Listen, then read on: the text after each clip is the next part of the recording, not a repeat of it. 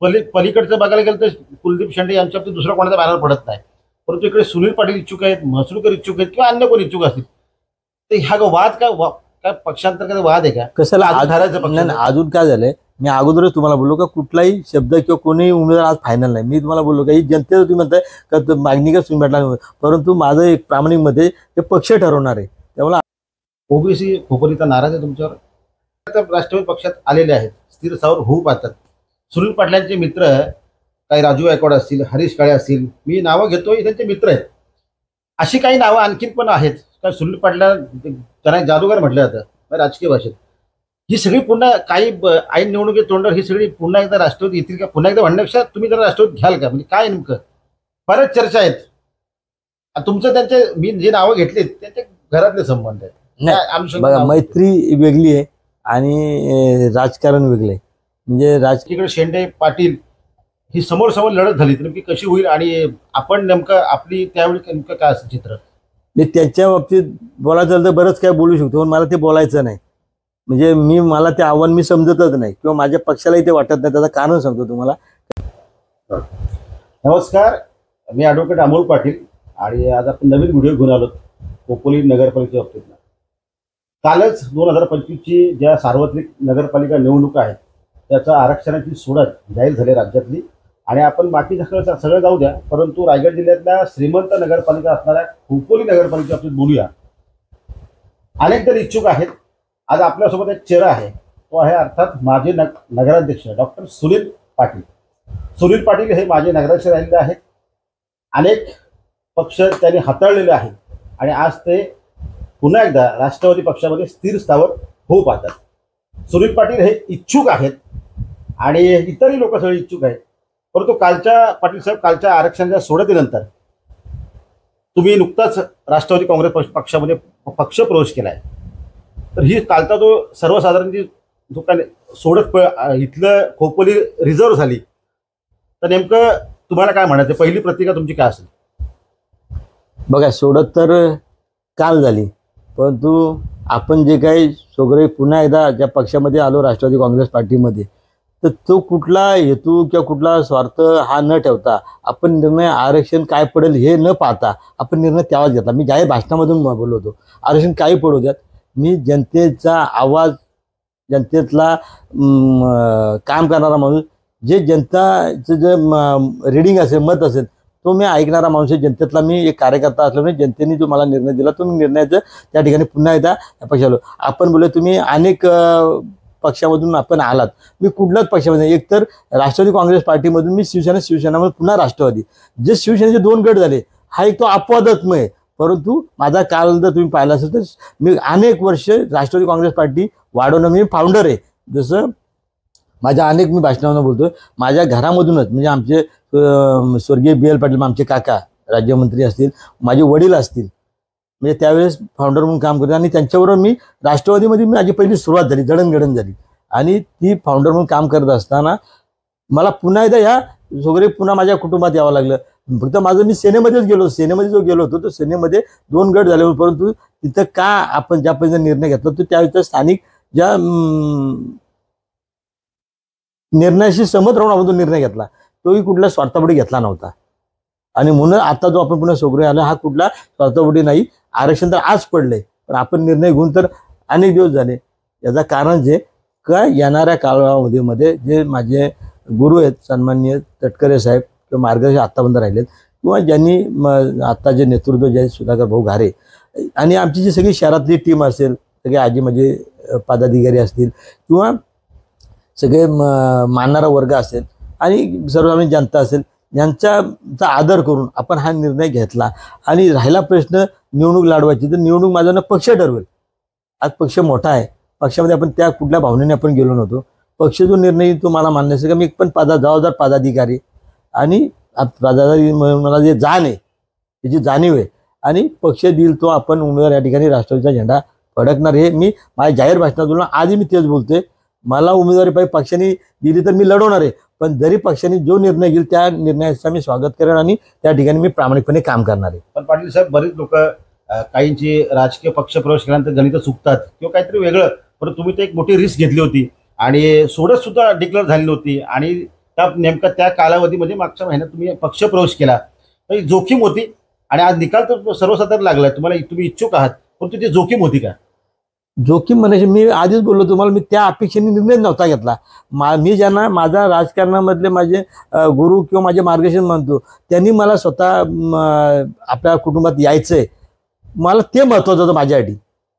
आणि मग आता जे नेतृत्व या ठिकाणी मतदारसंघातले करणारे जर घारे असतील किंवा माझी इथली स्थानिक मंडळी जी पक्षाने काम करणार असेल, यांची देखील इच्छा होती की सुनभाऊ आपण एकत्र येत्या परत एकदा काम करू, तुम्हाला पुन्हा सगळी याला आवडणार नाही का? पण त्यांनी सुद्धा मला ज्या मान सन्मानाने त्या ठिकाणी घेऊन गेले, आपण पाहिलं असेल, स्वतः आले घेऊन गेले मला. आणि घेऊन गेल्यानंतर ज्या पद्धतीने मला एवढी मोठी जबाबदारी, राज्याचा प्रदेश उपाध्यक्ष म्हणून जे सन्माननीय मोठ्या कार्यक्रमामध्ये तटकरे साहेबांनी आणि प्रफुल्ल पटेलांनी सारे मंडळी, व्यासपीठ सगळ्या मंडळींनी त्या ठिकाणी माझा सन्मान केला, हा माझ्यासाठी मोठा आहे. मी ह्या कुठे आपण, पण तुम्ही जे बोलला की ही एक मोठी रिक्स होती, रिक्सचा संबंधच नाही. राहिला प्रश्न तर ती आरक्षण नेमका योगाने ओपनचा पडलाय आणि तो ओपनचा पडला आणि तुम्ही जनतेची इच्छा आहे की तुम्ही निवडणूक लढवाय, पण माझ्या पक्षाने ठरवलं, पक्ष जर म्हणला तर मी 100% लढवणार आहे. माझी निवडणूक ती काही अवघड नाही. सुनील पटेल हा चर्चेतला चेहरा आहे. तुम्ही शिवसेना शिंदे गटात असताना सुद्धा त्यावेळी पण तुमचं नाव चर्चेमध्ये होतं आणि तुमच्या पक्षप्रवेशाची प्रचंड मोठी चर्चा झाली. अर्थात ते तटकरे साहेबांनी कबूल केले, सुधाभाऊ यांनी सुद्धा कबूल केलेलं आहे.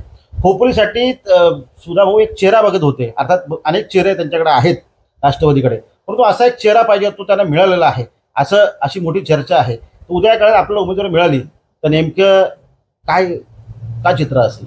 तर ती निवडणूक मी जर दुसऱ्यासाठी प्रामाणिकपणे लढवणार होतो तर नक्कीच माझी ज्या जनतेवरती माझा विश्वास आहे ती जनता दाखवून देईल आणि ती निवडणूक सहज सोपी पद्धतीने जिंकतील. म्हणजे मला ती अडचण वाटत नाही. माझ्यासाठी काय एवढं ते नवीन नाहीये. आपण पहिले 2000 म्हणजे 5-6 त्या ठिकाणी आपण थेट जनतेचा नगराध्यक्ष झालो, त्याच्यानंतर मी कधीच थांबलो नाही. म्हणजे प्रत्येक वेळेस आपण तो काम करत राहिलो आणि ते कुठल्या अपेक्षेने नाही. शेवटी काम करत असताना माणसाला जनतेमध्ये ज्याला राहायला आवडतो, काम करायला आवडतं, तो कधीच घरी थांबणार नाही. आणि तुम्ही पाहिलं कुठलाही कार्यक्रम असो, सुखदुःख असो, कुठला काम असो, एखाद्याचा छोटा दाखला असो, तर मी त्या ठिकाणी माझ्या गाडीमधून ताबडतोब देत असतो. म्हणजे मला 4 चक्रा मारायला कोणाला आवडत नाही. आणि ज्याचं काम ज्यांच्याकडे आहे, मग त्या आमदारांकडे असू द्या, खासदारांकडे असू द्या, त्या ठिकाणी त्यांना त्या ठिकाणी पाठवणे किंवा स्वतः फोन करून ते काम करून घेणं ही माझी कामाची पद्धत आहे. आणि या ठिकाणी मी तेच करणार आहे. मला काम करणारी माणसं याही ठिकाणी आहेत, काही मला अडचण नाही. माझ्या कुटुंबातील ज्यांनी आम्ही आमच्या घरामध्ये आमचे काका BL पाटील असतील, आम्ही तिथपासून आमचा समाजकारण राजकारण सुरू केलेलं आहे. माझे वडील अनेक वर्ष या ठिकाणी समाजकारणात राहिले, परंतु मी कुठलाही म्हणजे त्यांचा वारसा आहे म्हणून मी या ठिकाणी काम करतो असं नाही. माझं कर्तव्य मला समजतं. मला जनतेमधलं मला काम करायला आवडतं, मला जनतेत राहायला आवडतं, जनतेचा आवाज घ्यायला आवडतो. आणि हा जनतेने आवाज दिलेला आहे आणि जनतेचा आवाज आदर करून हा आपण निर्णय घेतलाय. ही निवडणूक माझ्यासाठी कठीण नाही, ही सोपी आणि पक्षासाठीही सोपी आहे. पक्षाने जो निर्णय घेईल, ज्याला उमेदवारी देईल, त्याचा सुनील पाटील 4 पावले जास्त, काकणभर जास्त मेहनत घेऊन काम करेल, एवढंच सांगतो. आणि निवडणूक घेईल. सुनील पाटील, मला सांगा की अगदी 10-11 महिन्यापूर्वी विधानसभा निवडणुका पार पडल्या, त्यावेळी खोपोलीकरांनी विद्यमान आमदारांना मोठं मताधिक्य दिलं. तुम्ही पण त्यावेळी तिकडे होता. असं वाटत नाही की इतकं मोठं मताधिक्य शिंदे गटाकडे शिवसेनेला आमदारांनी त्यावेळी खेचून घेतलं, तर आत्ताची ही तात्काळ 11 महिन्यानंतर निवडणूक होऊ घातलेली आहे, तर हे मोठं आव्हान वाटत नाही का? इतका मोठा लीड शिवसेनेला मिळाला असं तो का नेमका तोडणार कसं काय? म्हणजे याचा बघा, मी विचार कुठला केला का? मी विचार कोणाचा केला? मी जनता ठरवणार आहे. जो त्यावेळेस सुद्धा आम्ही त्या ठिकाणी काम केले, लीड देताना आमचा देखील त्यामध्ये मोलाचा वाटा राहिलेला आहे. सगळ्यांना माहिती आहे, जनतेला माहिती आहे ना, लोकांनाही माहिती आहे. पण त्याच्यानंतर काय रिझल्ट आले, लोकांच्या काय प्रतिक्रिया आहेत ते मला माहिती आहेत. त्याचाच आज आदर करत आपण हा निर्णय घेतलाय.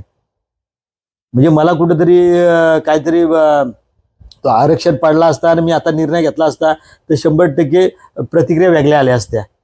पण आपण तो कुठलाही हेतूनच ठेवता आणि तो आपण म्हणता एवढा मताधिक्य होता. तो मताधिक्य का होता, कोणामुळे होता? त्याच्या आधीची खासदारकी पण झाली होती. म्हणजे आज ते वातावरण आमदारांच्या बाबतीत खोपोलीमध्ये राहिलेलं नाहीये. तो आता जनता दाखवून देईल. काल कोणाकोणाचे फोन आले? म्हणजे काल खोपोली आरक्षित झाल्यानंतर आज तुम्ही इच्छुकच आहात, म्हणजे फोन तर आले. आता आपण माझ्या आता आज घरी आता आपण पाहिलं, मला सकाळपासून लोकांची रीग लागली भेटायला किंवा मला जे काय फोन येतात, तुम्ही आपण पहिला कंटिन्यू फोन चालू आहेत. याचा तर लोकांचं हे प्रेम आहे, हे लोकांचं प्रेम आहे. आणि ह्या प्रेमाच्या पुढे, लोकांच्या ह्या भावनेपुढे ही निवडणूक आपण जिंकणार आहे. आणि 100% जनतेमध्ये आतापर्यंत केलेल्या कामाच्या जोरावरती जनतेमध्ये आतापर्यंत जो आपला म्हणजे लोक बोलतात का सुनील पाटील एकमेव माणूस असा आहे का ज्या ठिकाणी कधी आपण बोलल्यानंतर येणारा माणूस की तत्काळ ते जे काही निसर्गाचं काम असेल, कुठला अपघात घडो, एखादा लग्न समारंभ असो, एखादा कार्य असो, शुभ कार्य अशुभ कार्य असो, त्या ठिकाणी पोचून त्या ठिकाणी आपण त्यांना सहकार्य करण्याचं प्रामाणिक काम करतो. राहिला विकासाचं तुम्हाला पाहिलं का जेव्हा मला जी संधी मिळेल त्या ठिकाणी आपण म्हणजे काय विकास असतो तो कमी टायमात आपण दाखवून दिला खोपोलीकरांना. म्हणजे शाहू महाराज सभागृह हे माझ्या टायमातलं भूमिपूजन आपण उभारलेलं ती वास्तू आहे. त्यानंतर ती रिनोव्हेशन केलं गेलं. आज पुन्हा ती नव्याने तयार करायची. त्याचबरोबर पाण्याची टाकी जी आपण सर्वात मोठी म्हणजे अजितदादा तटकरे साहेबांना मोठी टँक आपण त्या ठिकाणी बनवली होती, स्टोरेज टँक खोपोलीमध्ये, तर ती आता ती सुद्धा कमी पडायला लागली. आता आपल्याला मोठी पुन्हा एकदा स्टोरेज व्यवस्था करायची. याचा छोटा धरण कसा असेल तर गगनगिरी महाराजांचा जो परिसर मागचा जो मोकळा आहे त्या ठिकाणी जर आपल्याला ज्या पद्धतीची जागा आहे तर ती आपण तिथं आरक्षित करून त्या ठिकाणी आपल्याला कसं स्टोरेज करता येईल, त्याचबरोबर शिलपाड्याला कसं करता येईल, आणि आमचा जो ताकदीचा जो शेवटचा टोक आहे नगरपालिका हद्दीचा त्या ठिकाणी देखील जागा त्या ठिकाणी आपल्याला कसं स्टोरेज करायचं, मग त्या भागाला विभागून आपल्याला ते पाणी देता येईल. म्हणजे भविष्यामध्ये पाण्याची जी अडचण येणार ती दूर करण्यासाठी प्रामाणिक काम करणार आहोत. राहिला आदिवासींसाठीचा विषय असेल, त्यांना घरकुल असेल किंवा झोपडपट्टी निर्मूलन असेल, मग यासारीच्या माध्यमातून असेल, इतर माध्यमातून असेल, म्हणजे शासनाच्या माध्यमातून आपल्याला त्या ठिकाणी त्यांना कशी घरकुलं देता येईल, कशी झोपडपट्टी आपल्याला तिथं चांगल्या इमारतीत बांधता येईल आणि त्यांना कशी चांगली घरं देता येतील, त्यांना कसं त्या ठिकाणी दर्जावर शिक्षण देता येईल, कसं गार्डन देता येईल, हे प्रामाणिक हेतू आपण त्या ठिकाणी ठेवणार आहोत. जसं आदिवासींसाठी आम्ही घरकुलं त्यावेळेस बांधली होती पण ती आता अपुरी पडायला लागली. ते सुद्धा त्यांची इच्छा असेल एकत्रित त्यांना आणून त्यांना कशी आपल्याला त्या ठिकाणी घरकुलं देता येईल, त्यांना शिक्षणाची व्यवस्था करता येईल, त्यांना गार्डन देता येईल, अशा पद्धतीचा आमचा तो देखील मानस आहे. पण तो त्यांना विश्वास घेऊन किंवा आमच्या आज पक्षाचं देखील मी जबाबदार पदाधिकारी, पक्षामध्ये आमचं जे काय ठरेल तो अहवाल समोर येणारच आहे. म्हणजे माझ्या डोक्यामध्ये अनेक खोपोलीकरांना आवडतील अशा अनेक विजन आहेत, अनेक कामं आहेत, तर ती खोपोलीकरांना आवडतील आणि ते आपण करणार आहोत. म्हणजे जे मागच्या जे आमच्याकडनं कमी अवधीत मला जी कामं करता आली, म्हणजे शैक्षणिक गरज होती माध्यमिक प्राथमिक शाळांची, ते आम्ही त्याची उभारणी केली. शाळा मोठमोठ्या इमारती बांधल्या. त्याचबरोबर पाण्याचं असेल, ज्या मूलभूत ज्या सुविधा होत्या किंवा आदिवासीमध्ये तिथं साधी लाईट नव्हती काही ठिकाणी, तिथं आम्ही सौर ऊर्जेवरती लाईटला सुरुवात केली. त्या ठिकाणी आम्ही MSCBच्या माध्यमातून लाईट पोहोचवली. मग आता ती सगळ्या ज्या काही क्युरीज असतील, काही ठिकाणी रस्ते आणून गेले नाहीत, ते रस्ते कशा नाही किंवा एकत्र आणून कसं आपल्याला चांगल्या जसं VIP सोसायटी म्हणतो आपण तसं त्यांची एक चांगलं स्वतंत्र असं त्यांची व्यवस्था आदिवासींसाठी असं कशी करता येईल याचा मानस राहणार आहे.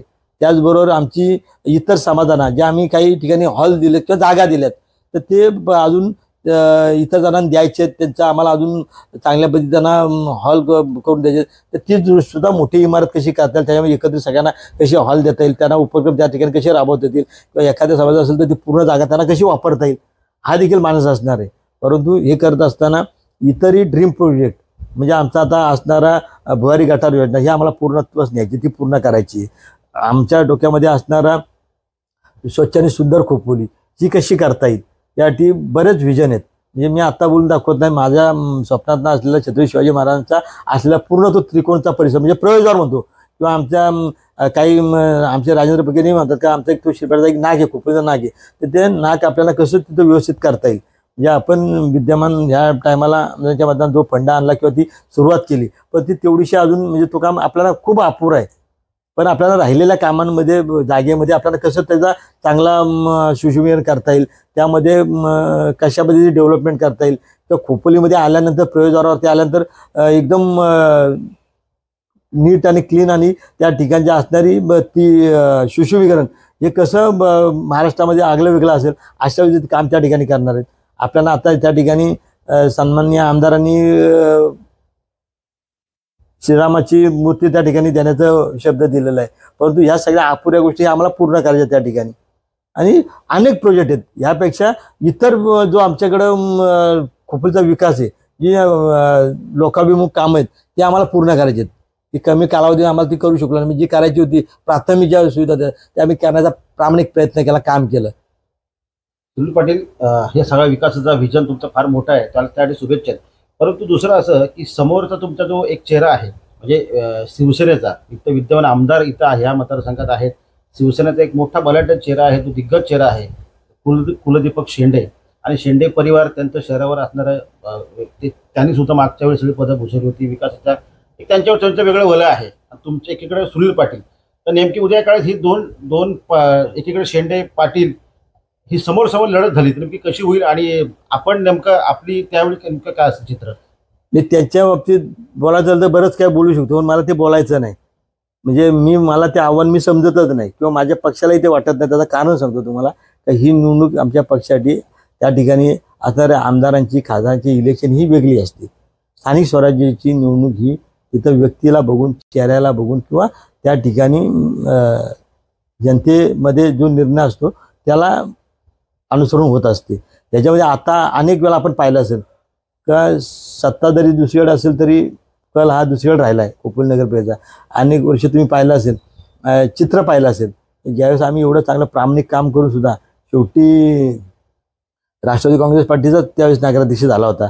म्हणजे आमच्या तुलनेमध्ये आम्हाला एवढं नगरसेवक निवडून येऊन राष्ट्रवादी बरोबर तर आम्हाला हे संधी मिळाली नाही. म्हणजे आमच्या उमेदवाराला एससीचा कॅन्डिडेट होता. परंतु आता समीकरण हे खासदारकीला वेगळं असतं, आमदारकीला वेगळं असतं आणि नगरपालिकेला हे स्थानिक स्वराज्याला हे ते व्यक्तीवरती ठरतं. आमच्यासाठी ते काय आव्हान नाही आहे. काल चांगली घरं देता येतील, त्यांना कसं त्या ठिकाणी दर्जावर शिक्षण देता येईल, कसं गार्डन देता येईल हे प्रामाणिक घेतो आपण त्या ठिकाणी ठेवणार आहोत. जसं आदिवासींसाठी आम्ही घरकुलं त्यावेळेस बांधली होती, पण ती आता अपुरी पडायला लागली. ते सुद्धा जर त्यांची इच्छा असेल एकत्रित येतं त्यांना आणून त्यांना कशी आपल्याला त्या ठिकाणी घरकुले देता येईल, त्यांना शिक्षणाची व्यवस्था करता येईल, त्यांना गार्डन देता येईल, अशा पद्धतीचा आमचा तो देखील मानस आहे. पण तो त्यांना विश्वास घेऊन किंवा आमच्या आज पक्षाचं देखील मी जबाबदार पदाधिकारी, पक्षामध्ये आमचं जे काय ठरेल तो अहवाल समोर येणारच आहे. म्हणजे माझ्या डोक्यामध्ये अनेक खोपोलीकरांना आवडतील अशा अनेक विजन आहेत, अनेक कामं आहेत, तर ती खोपोलीकरांना आवडतील आणि ते आपण करणार आहोत. म्हणजे जे मागच्या जे आमच्याकडनं कमी अवधीत मला जे कामं करता आली, म्हणजे शैक्षणिक गरज होती माध्यमिक प्राथमिक शाळांची, ते आम्ही त्याची उभारणी केली. शाळा मोठमोठ्या इमारती बांधल्या. त्याचबरोबर पाण्याच्या असेल, ज्या मूलभूत ज्या सुविधा होत्या किंवा आदिवासीमध्ये तिथं साधी लाईट नव्हती काही ठिकाणी, तिथं आम्ही सौर ऊर्जेवरती लाईटला सुरुवात केली. त्या ठिकाणी आम्ही MSCBच्या माध्यमातून लाईट पोहोचवली. मग आता ती सगळ्या ज्या काही क्युरीज असतील, काही ठिकाणी रस्त्यावरून गेले नाहीत, ते रस्ते कशा नाही किंवा एकत्र आणून कसं आपल्याला चांगल्या जसं VIP सोसायटी म्हणतो आपण तसं त्यांची एक चांगलं स्वतंत्र असं त्यांची व्यवस्था आदिवासींसाठी असं कशी करता येईल याचा मानस राहणार आहे. त्याचबरोबर आमची इतर समाधानं ज्या आम्ही काही ठिकाणी हॉल दिलेत किंवा जागा दिल्यात तर ते अजून इतर जणांना द्यायचे आहेत, त्यांचं आम्हाला अजून चांगल्या पद्धतीनं हॉल करून द्यायचे. तर ती सुद्धा मोठी इमारत कशी करता येईल, त्याच्यामध्ये एकत्रित सगळ्यांना कशी हॉल देता येईल, त्यांना उपक्रम त्या ठिकाणी कसे राबवता येतील किंवा एखाद्या समाज असेल तर ती पूर्ण जागा त्यांना कशी वापरता येईल हा देखील मानस असणार आहे. परंतु हे करत असताना इतरही ड्रीम प्रोजेक्ट म्हणजे आमचा आता असणारा भुयारी गटार योजना ही आम्हाला पूर्णत्वास न्यायची, ती पूर्ण करायची. आमच्या डोक्यामध्ये असणारा स्वच्छ आणि सुंदर खोपोली ही कशी करता येईल यासाठी बरेच विजन आहेत.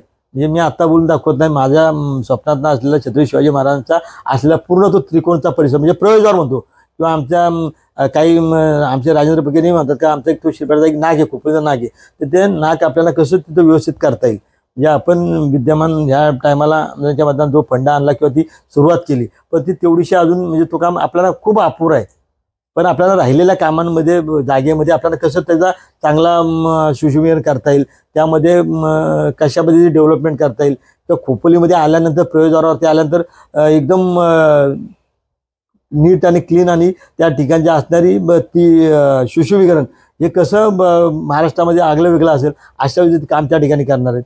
आपल्याला आता त्या ठिकाणी सन्माननीय आमदारांनी श्रीरामाची मूर्ती त्या ठिकाणी देण्याचा शब्द दिलेला आहे. परंतु ह्या सगळ्या अपुऱ्या गोष्टी आम्हाला पूर्ण करायच्या त्या ठिकाणी आणि अनेक प्रोजेक्ट आहेत. ह्यापेक्षा इतर जो आमच्याकडं खोपोलीचा विकास आहे, जी लोकाभिमुख कामं आहेत ते आम्हाला पूर्ण करायचे आहेत. ती कमी कालावधीत आम्हाला ती करू शकलो नाही. जी करायची होती प्राथमिक ज्या सुविधा त्या आम्ही करण्याचा प्रामाणिक प्रयत्न केला, काम केलं. सुनील पाटील, हे सगळा विकासाचा व्हिजन तुमचा फार मोठा आहे, त्याला त्यासाठी शुभेच्छा आहेत. परंतु दुसरं असं की समोरचा तुमचा जो एक चेहरा आहे म्हणजे शिवसेनेचा, इथं विद्यमान आमदार इथं ह्या मतदारसंघात आहेत, शिवसेनेचा एक मोठा बलाढ्य चेहरा आहे, तो दिग्गज चेहरा आहे कुलदीपक शेंडे आणि शेंडे परिवार त्यांचं शहरावर असणारं त्यांनी सुद्धा मागच्या वेळी सगळी पदं भूषवली होती. विकासाच्या एक त्यांच्यावर त्यांचं वेगळं वलय आहे. तुमच्या एकीकडे सुनील पाटील, तर नेमकी उद्या काळात ही दोन एकीकडे शेंडे पाटील ही समोर समोर लढत झाली तर नेमकी कशी होईल आणि आपण नेमकं आपली त्यावेळी नेमकं काय असं चित्र? मी त्यांच्या बाबतीत बोलायचं झालं तर बरंच काय बोलू शकतो, पण मला ते बोलायचं नाही. म्हणजे मला ते आव्हान मी समजतच नाही किंवा माझ्या पक्षालाही ते वाटत नाही. त्याचं कारण सांगतो तुम्हाला, की ही निवडणूक आमच्या पक्षासाठी त्या ठिकाणी आता आमदारांची खासदारांची इलेक्शन ही वेगळी असते. स्थानिक स्वराज्याची निवडणूक ही तिथं व्यक्तीला बघून, चेहऱ्याला बघून किंवा त्या ठिकाणी जनतेमध्ये जो निर्णय असतो त्याला अनुसरून होत असते. त्याच्यामध्ये आता अनेक वेळा आपण पाहिलं असेल का सत्ता जरी दुसरीकडे असेल तरी कल हा दुसरीकडे राहिला आहे खोपोली नगरपालिकेचा. अनेक वर्ष तुम्ही पाहिलं असेल, चित्र पाहिलं असेल, ज्यावेळेस आम्ही एवढं चांगलं प्रामाणिक काम करून सुद्धा शेवटी राष्ट्रवादी काँग्रेस पार्टीचा त्यावेळेस नगराध्यक्ष झाला होता.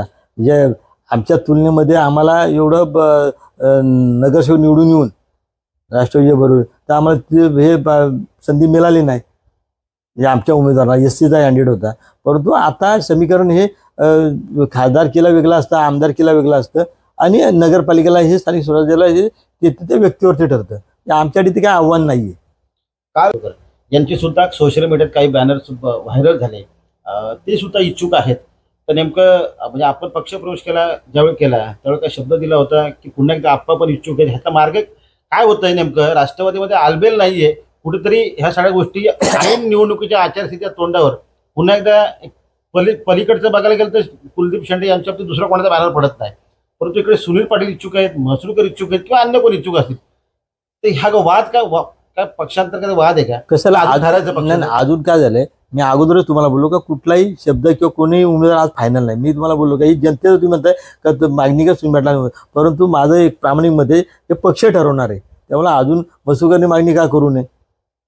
ते पण नेते आहेत आमचे, त्यांनी सुद्धा नगराध्यक्षपद भूषवलेलं आहे. अनुभवी माणूस आहे, जसा मला अनुभव आहे तर त्यांना देखील अनुभव आहे आणि ते अनेक वर्ष आमचे ते मार्गदर्शक राहिलेले आहेत आणि त्यांनी मागणी करणार असतंय. शेवटी पक्ष निर्णय करणार आहे. पक्षाने निर्णय घेतला तर आम्ही त्या निर्णयाचं स्वागत करणार होतो, असं काय नाही. ही निवडणूक आमच्यासाठी राष्ट्रवादी काँग्रेस पार्टीची सोपी आणि सरळ जाणार आहे आणि ही जनता जिंकून देणार आहे. तर सुनील पाटील आता राष्ट्रवादी पक्षात आलेले आहेत, स्थिर स्थावर होऊ पाहतात. सुनील पाटलांचे मित्र काही राजू गायकवाड असतील, हरीश काळे असतील, मी नावं घेतोय, त्यांचे मित्र आहेत. अशी काही नावं आणखीन पण आहेत का सुनील पाटला त्यांना जादूगार म्हटलं जातं राजकीय भाषेत. ही सगळी पुन्हा काही ऐन निवडणुकीत तोंडावर ही सगळी पुन्हा एकदा राष्ट्रवादी येतील का? पुन्हा एकदा म्हणण्यापेक्षा तुम्ही जरा राष्ट्रवादी घ्याल का? म्हणजे काय नेमकं बऱ्याच चर्चा आहेत. तुमचं त्यांचे मी जे नावं घेतलीत त्यांचे घरातले संबंध आहेत. बघा, मैत्री वेगळी आहे आणि राजकारण वेगळं आहे. म्हणजे राजकारणामध्ये आता खोपोलीच्या राजकारणात तुम्ही पाहिलं असेल जेव्हा माझे संबंध त्यांचे कौटुंबिक राहिलेत, म्हणजे मित्रत्वापेक्षा कौटुंबिक राहिलेत, तर ते संबंध तसेच राहतील. तो निर्णय त्यांचा आहे. परंतु आपण जो निर्णय घेतलाय हा कुठल्या अपेक्षेने घेतला नाही आणि ही जनता ठरवणार ही निवडणूक. या ठिकाणी माझे जरी मित्र असतील तर तो निर्णय त्यांचा आहे. मी कुठलाही फोर्स कोणावर केला नाही आणि तेही सांगतील तुम्हाला. म्हणजे माझे इतरही नगरसेवक म्हणजे त्यांना प्रत्येकाना नगरसेवकांना असेल, पदाधिकाऱ्यांना असेल, घडवण्याचा प्रामाणिकपणे काम आम्ही केला. त्यावेळेस आमच्याकडे आमदार देखील नव्हता. आमदार करण्याचाही देखील प्रामाणिक मी असेल, माझ्या सहकार्याने प्रामाणिकपणे काम केला. खासदारांचं देखील प्रामाणिक आम्ही काम केला. मी प्रामाणिक काम करणारे कार्यकर्ता आणि ज्या पक्षात असेल तिथं इमानी इतबरे प्रामाणिक काम करतो हे कोणी मला सांगण्याची गरज नाही. पण त्याची पोचपोती लोक दाखवून देतील आणि लोक ज्या पक्षामध्ये आहेत त्यांनी अनेक पक्ष चेंज केलेत, पण ते पक्षातून कसं काम करतात हे माझ्या एवढं कोणालाच माहिती नाही आणि मी प्रूव्ह करून देईन. याला काळ ठरवेल. सुधाकर घारे जे पराभवानंतर देखील अगदी दुसऱ्या दिवशी प्रचंड ऍक्टिव्ह आहेत, प्रचंड काम करतात. लोकमानसात तो चेहरा आजही काम करतोय. अगदी त्यांच्या नेतृत्वात तुम्ही पक्षप्रवेश केला. काय खोपोलीसाठी तुम्हाला काय, तुम्ही काय नेमकं त्यांना सुद्धा घारे यांना काय गिफ्ट द्याल? बघा, म्हणजे आता तुम्ही बोलात म्हणजे त्यांची प्रामाणिकपणे इच्छा होती. त्यांनी ज्या सन्मानाने सुधाकर भाऊ घारेंनी या पद्धतीने मला या ठिकाणी सगळ्या पदाधिकाऱ्यांसहित मला घेऊन गेले, तर त्यांची इच्छा होती का तुम्ही माझ्याबरोबर काम करायला पाहिजे. आणि आज बघा 100% गिफ्ट म्हणण्यापेक्षा आज या ठिकाणी मी बोलतोय प्रामाणिकपणे, आज त्यांचा 100% हे वाढलेलं आहे. म्हणजे मताधिक्य त्यांचं वाढलेलं आहे हे त्यांनी समजून जावं. आणि हे गिफ्टच आहे ना, सुनील पाटील त्यांच्यावर येणं हाच मोठा गिफ्ट आहे त्यांच्यासाठी. मी बोललो हाड पडदा मी घेतलाच नाही, कारण त्यांनी मनापासून मला त्या पक्षामध्ये पुन्हा एकदा सोगरे पक्षात घेतलंय. आणि जे आमचे नेते आहेत, जे पक्षाचे सर्व आहेत, जे अजितदादा पवार असतील किंवा तटकरे साहेब असतील, तटकरे साहेब हे माझ्या अनेक वर्षाचे राजकीय गुरु राहिलेले आहेत, मार्गदर्शक राहिलेत. मला काम करायला 100% आवडेल. आणि सुधाकर भाऊ यांचं नेतृत्व या ठिकाणी जनतेला मान्य आहे. कर्जतकरांनी ते दाखवून दिलं. आता आम्ही ज्या पक्षात होतो त्या पक्षामध्ये प्रामाणिक काम केलंय. आता या पक्षामध्ये नक्की त्यांचं मताधिक्य वाढलेलं आपल्याला दिसेल. सुनील पाटील एक वेगळा प्रश्न आहे, शेवटचा प्रश्न आहे. मराठा आरक्षणाच्या बाबतीत सुनील पाटील कायम अग्रेसर आहेत. राज्याचे तुम्ही समन्वयक राहिलेले आहात, परंतु काही ठिकाणी असंही बोललं जाते किंवा काही विरोधकांचा तो डाव असू शकतो. ओबीसी खोपरीचा नाराज आहे तुमच्यावर? बघा, आतापर्यंतच्या इतिहासामध्ये सुनील पाटील गेली 30 वर्ष ह्या समाजकारण राजकारणामध्ये, आणि हे करत असताना आपण पाहिलं सगळ्यात म्हणजे तुम्ही मागचे सगळे स्टेटमेंट बघा कालपर्यंतच्या, म्हणजे जे पण आमचे ओबीसीचे जे लीडर आहेत, नेते आहेत किंवा जे ओबीसी प्रवर्गातून निवडून आलेत तर त्यांचा आजपर्यंतचा इतिहास आहे का त्यांना मी सहकार्य केलं आणि त्यांनी मला केलंय. मग ओबीसींना आज माझ्यावर निवडून आलेला हरीश काळेंची मिसेस ही ओबीसी म्हणून मी निवडून आलेली. त्याचबरोबर अगोदरचा प्रसाद वाडकर यांची सुद्धा सोशल मीडियात काही बॅनर्स व्हायरल झाले, ते सुद्धा इच्छुक आहेत. तर नेमकं म्हणजे आपण पक्षप्रवेश ज्यावेळी केला त्यावेळी काय शब्द दिला होता की पुन्हा एकदा आप्पा पण इच्छुक आहेत, ह्याचा मार्ग काय होतंय? नेमकं राष्ट्रवादीमध्ये आलबेल नाहीये कुठेतरी ह्या सगळ्या गोष्टी ऐन निवडणुकीच्या आचारसंहितेच्या तोंडावर पुन्हा एकदा पलीकडचं बघायला गेलं तर कुलदीप शेंडे यांच्या बाबतीत दुसरा कोणाचा बॅनर पडत नाही, परंतु इकडे सुनील पाटील इच्छुक आहेत, म्हसरूकर इच्छुक आहेत किंवा अन्य कोण इच्छुक असतील. तर ह्या वाद काय पक्षांतर्गत वाद आहे का? कसं अजून काय झालंय, मी अगोदरच तुम्हाला बोललो का कुठलाही शब्द किंवा कोणीही उमेदवार आज फायनल नाही. मी तुम्हाला बोललो का ही जनतेचं तुम्ही म्हणताय का मागणी का तुम्ही भेटला, परंतु माझं एक प्रामाणिक मध्ये ते पक्ष ठरवणार आहे. त्यामुळे अजून मसुकरने मागणी का करू नये? ते पण नेते आहेत आमचे, त्यांनी सुद्धा नगराध्यक्षावर भूषवलेला आहे. अनुभवी माणूस आहे, जसा मला अनुभव तर त्यांना देखील अनुभव आहे, आणि ते अनेक वर्ष आमचे ते मार्गदर्शक राहिलेले आहेत. आणि त्यांनी मागणी करणार असतंय, शेवटी पक्ष निर्णय करणार आहे. पक्षाने निर्णय घेतला तर आम्ही त्या निर्णयाचं स्वागत करणार होतं, असं काय नाही आहे. ही निवडणूक आमच्यासाठी राष्ट्रवादी काँग्रेस पार्टीची सोपी आणि सरळ जाणार आहे आणि ही जनता जिंकून देणार आहे. तर सुनील पाटील आता राष्ट्रवादी पक्षात आलेले आहेत, स्थिर सावर होऊ पाहतात. सुनील पाटलांचे मित्र काही राजू गायकवाड असतील, हरीश काळे असतील, मी नावं घेतोय, त्यांचे मित्र आहेत. अशी काही नावं आणखीन पण आहेत का सुनील पाटला त्यांना जादूगार म्हटलं जातं राजकीय भाषेत. ही सगळी पुन्हा काही ऐन निवडणुकीत तोंडावर ही सगळी पुन्हा एकदा राष्ट्रवादी येतील का? पुन्हा एकदा म्हणण्यापेक्षा तुम्ही जरा राष्ट्रवादी घ्याल का? म्हणजे काय नेमकं बऱ्याच चर्चा आहेत तुमचं. त्यांचे मी जे नावं घेतलीत त्यांचे घरातले संबंध आहेत. बघा, मैत्री वेगळी आहे आणि राजकारण वेगळं आहे. म्हणजे राजकारणामध्ये आता खोपोलीच्या राजकारणात तुम्ही पाहिलं असेल तर जेव्हा माझे संबंध त्यांचे कौटुंबिक राहिलेत, म्हणजे मित्रत्वापेक्षा कौटुंबिक राहिलेत, तर ते संबंध तसेच राहतील. तो निर्णय त्यांचा आहे, परंतु आपण जो निर्णय घेतलाय हा कुठल्या अपेक्षेने घेतला नाही आणि ही जनता ठरवणार ही निवडणूक. या ठिकाणी माझे जरी मित्र असतील तर तो निर्णय त्यांचा आहे. मी कुठलाही फोर्स कोणावर केला नाही आणि तेही सांगतील तुम्हाला, म्हणजे माझे इतरही नगरसेवक, म्हणजे त्यांना प्रत्येकांना नगरसेवकांना असेल, पदाधिकाऱ्यांना असेल, घडवण्याचा प्रामाणिकपणे काम आम्ही केला. त्यावेळेस आमच्याकडे आमदार देखील नव्हता. आमदार करण्याचाही देखील प्रामाणिक मी असेल, माझ्या सहकार्याने प्रामाणिकपणे काम केला. खासदारांचं देखील प्रामाणिक आम्ही काम केला. मी एक प्रामाणिक काम करणारे कार्यकर्ता आणि ज्या पक्षात असेल तिथं इमानी इतबारे प्रामाणिक काम करतो हे कोणी मला सांगण्याची गरज नाही. पण त्याची पोचपोती ही लोक दाखवून देतील. आणि लोक ज्या पक्षामध्ये आहेत त्यांनी अनेक पक्ष चेंज केलेत, पण ते पक्षातून कसं काम करतात हे माझ्या एवढं कोणालाच माहिती नाही आणि हे मी प्रूव्ह करून देईन. येणारा काळ ठरवेल. सुधाकर घारे जे पराभवानंतर देखील अगदी दुसऱ्या दिवशी प्रचंड ऍक्टिव्ह आहेत, प्रचंड काम करतात. लोकमानसात तो चेहरा आजही काम करतोय. अगदी त्यांच्या नेतृत्वात तुम्ही पक्षप्रवेश केला. काय खोपोलीसाठी तुम्हाला काय, तुम्ही काय नेमकं त्यांना सुद्धा घारे यांना काय गिफ्ट द्याल? बघा, म्हणजे आता तुम्ही बोलात, म्हणजे त्यांची प्रामाणिकपणे इच्छा होती. त्यांनी ज्या सन्मानाने सुधाकर भाऊ घारेंनी ज्या पद्धतीने मला या ठिकाणी सगळ्या पदाधिकाऱ्यांसहित मला घेऊन गेले, तर त्यांची इच्छा होती का तुम्ही माझ्याबरोबर काम करायला पाहिजे. आणि आज बघा 100% गिफ्ट म्हणण्यापेक्षा आज या ठिकाणी मी बोलतोय प्रामाणिकपणे, आज त्यांचा 100% हे वाढलेलं आहे. म्हणजे मताधिक्य त्यांचं वाढलेलं आहे हे त्यांनी समजून जावं. आणि हे गिफ्टच आहे ना, सुनील पाटील त्यांच्यावर येणं हाच मोठा गिफ्ट आहे त्यांच्यासाठी. मी बोललो आड पडदा मी घेतलाच नाही, कारण त्यांनी मनापासून मला त्या पक्षामध्ये पुन्हा एकदा सोगरे पक्षात घेतलंय. आणि जे आमचे नेते आहेत, जे पक्षाचे सर्व आहेत, जे अजितदादा पवार असतील किंवा तटकरे साहेब असतील, तटकरे साहेब माझ्या अनेक वर्षाचे राजकीय गुरु राहिलेले आहेत, मार्गदर्शक राहिलेत. मला काम करायला 100% आवडेल आणि सुधाकर भाऊ यांचं नेतृत्व या ठिकाणी जनतेला मान्य आहे. कर्जतकरांनी ते दाखवून दिलं. आता आम्ही ज्या पक्षात होतो त्या पक्षामध्ये प्रामाणिक काम केलंय. आता या पक्षामध्ये नक्की त्यांचा मताधिक्य वाढलेला आपल्याला दिसेल. सुनील पाटील, एक वेगळा प्रश्न आहे, शेवटचा प्रश्न आहे.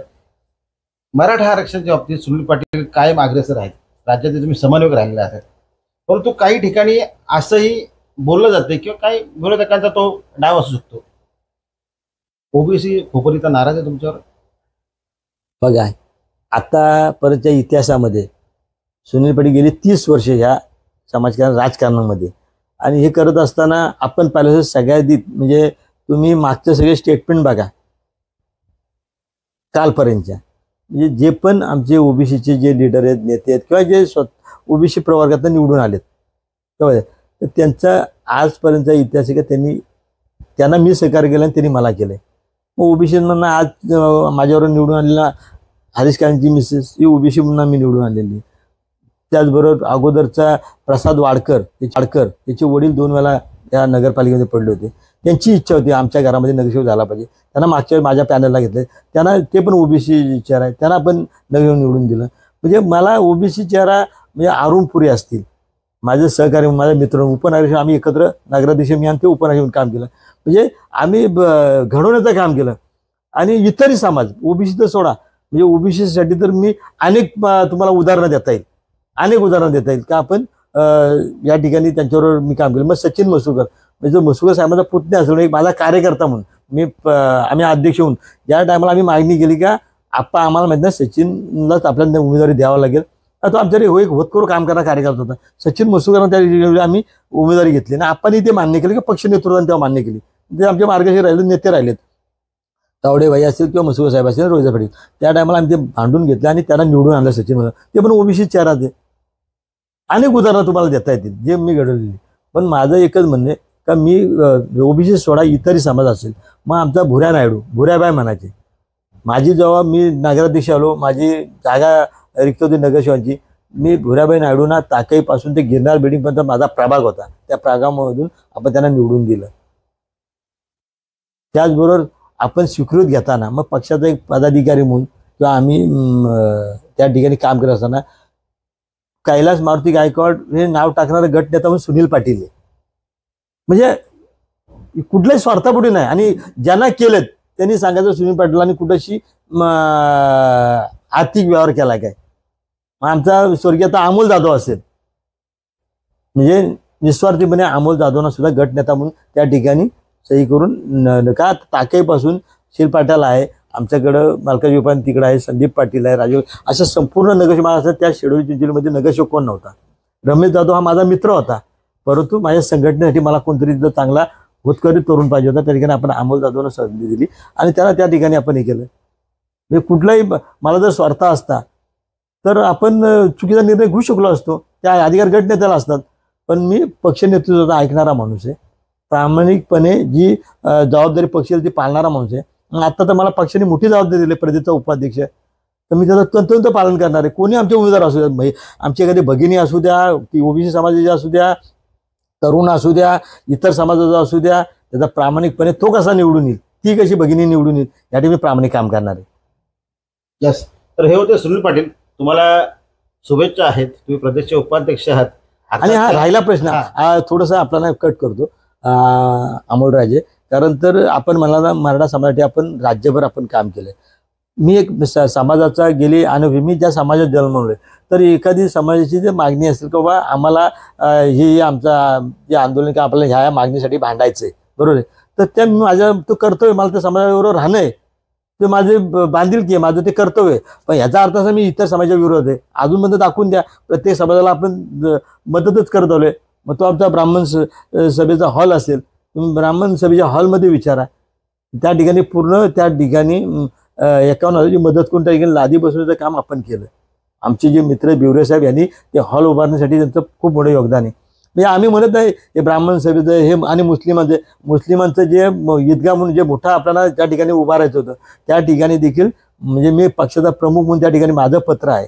त्या ठिकाणी आपण त्याला जे लागणार निधी त्या असणाऱ्या आमदारांच्या माध्यमातून तो फंड कसा आणता येईल, सत्तेचा फायदा कसा घेता येईल, हे आपण त्यावेळेस घेतलेला आहे. म्हणजे असं नाही का आपण कुठल्या समाजाच्या विरोधात आहे. आज तो समाज माझ्या बरोबर आहे.